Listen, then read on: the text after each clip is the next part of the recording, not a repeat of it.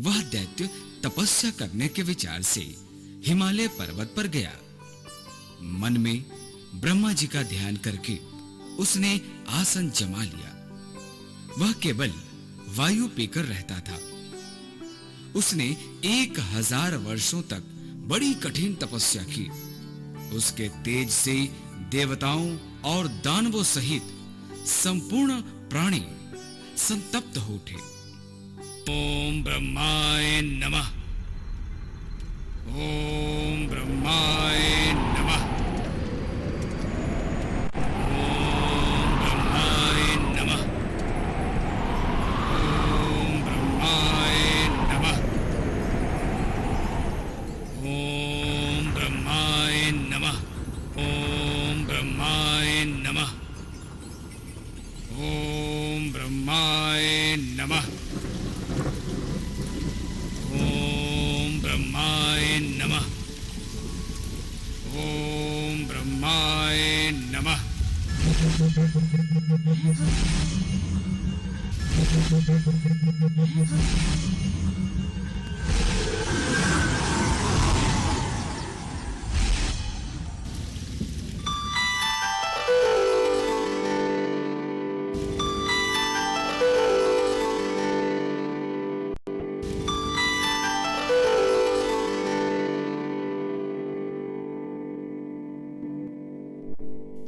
तुम्हारा कल्याण हो।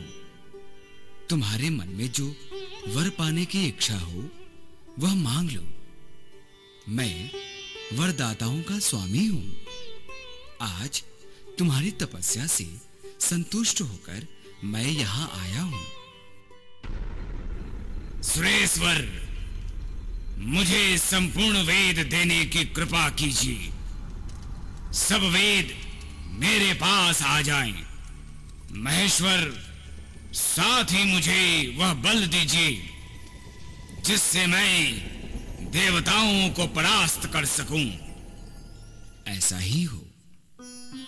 दुर्गम को वरदान मिलने के बाद से ब्राह्मणों को समस्त वेद विस्मृत हो गए।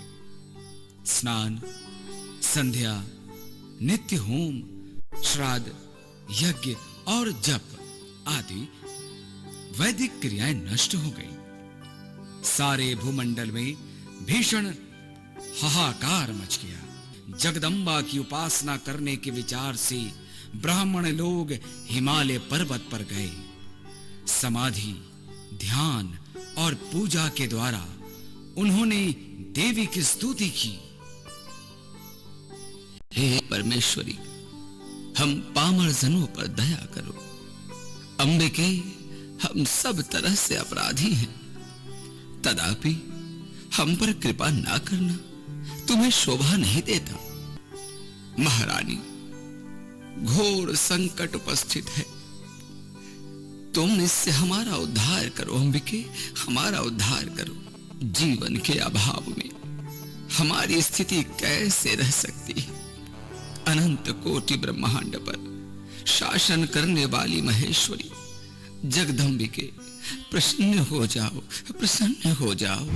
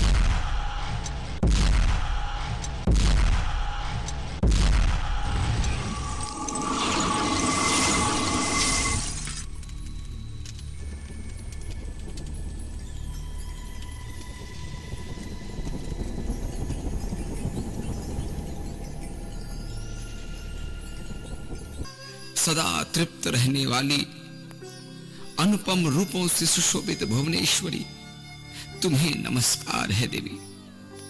तुमने हमारा संकट दूर करने के लिए सहस्त्र नेत्रों से संपन्न अनुपम रूप धारण किया। अब तुम शताक्षी इस नाम से विराजने की कृपा करो माता। भूख से अत्यंत पीड़ित होने के कारण तुम्हारी विशेष स्तुति करने में हम समर्थ हैं।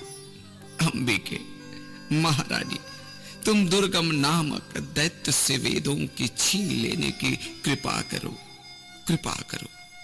अन्न, शाक, सब्जी देने के कारण माता शताक्षी का नाम मां शाकंभरी पड़ा।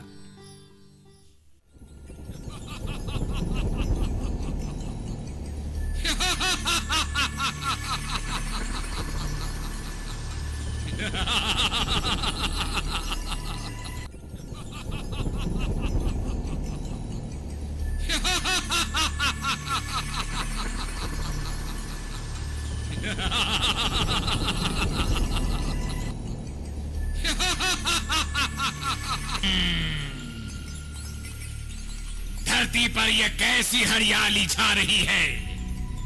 कौन है?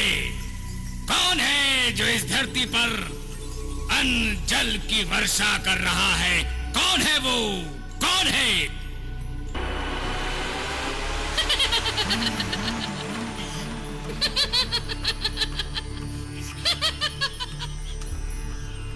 दुर्गम, तू ब्रह्मा के वेदों को लौटा दे और इस जगत को छोड़कर पाताल चला जा, नहीं तो मैं तुम्हें नष्ट कर दूंगी।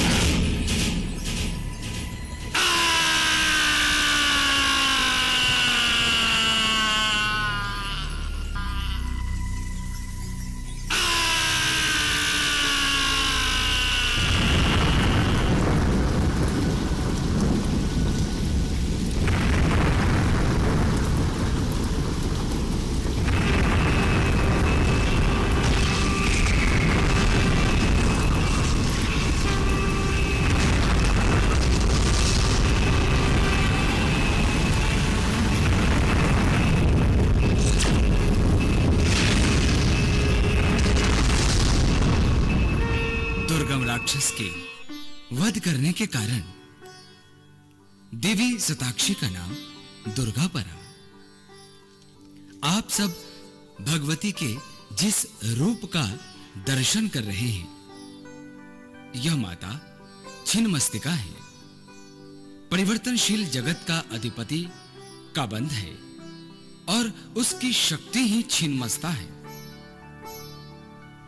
विश्व की वृद्धि ह्रास तो सदैव होती है। जब ह्रास की मात्रा कम और विकास की मात्रा अधिक होती है, तब भुवनेश्वरी का प्रकट्य होती है।